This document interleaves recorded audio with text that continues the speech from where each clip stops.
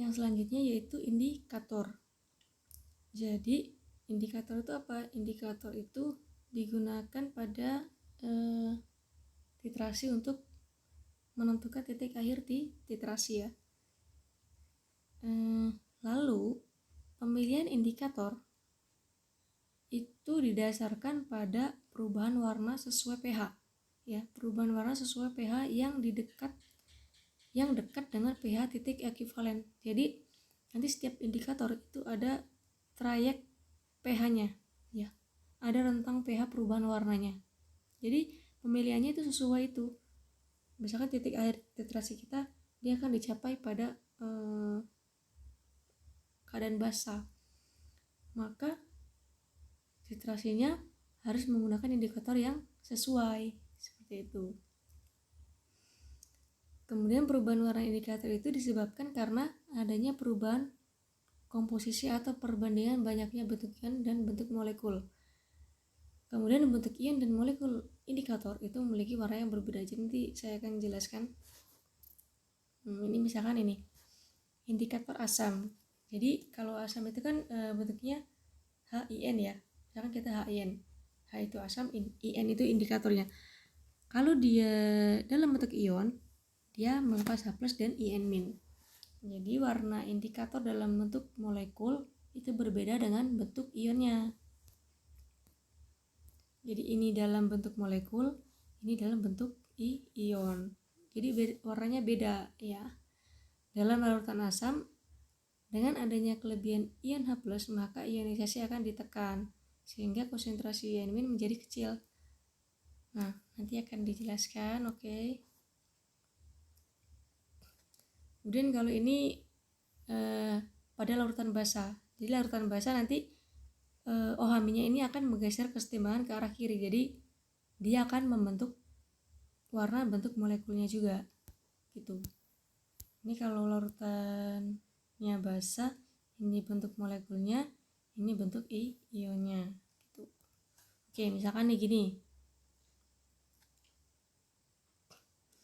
Tadi kan warna indikator dalam bentuk molekul dan dalam bentuk ion itu berbeda ya. Jadi misalkan tadi tuh kita HIN ya, ini dalam bentuk molekul, ini akan bisa terionisasi ya, jadi H+ plus IN- ya. Ini dalam bentuk molekul, ini dalam bentuk ion. Nah, jadi dalam keadaan asam ya, dalam larutan keadaan asam ini ion H+ ini dia akan mengikat ion min kan, H+ itu akan mengikat min, akan mengikat ini indikatornya ya, dia akan berikatan karena positif dan negatif, dia akan berikatan, makanya dia akan membentuk warna molekulnya ya, warna molekul itu bening ya, jadi dia bening warnanya, warna molekulnya. Tetapi setelah larutan itu menjadi basah, kan setelah itu dititrasi ya, dititrasi lalu larutan itu akan menjadi basah. Nah, di sini dia indikatornya tidak akan mengikat OH-nya karena dia sama-sama ini ya, min.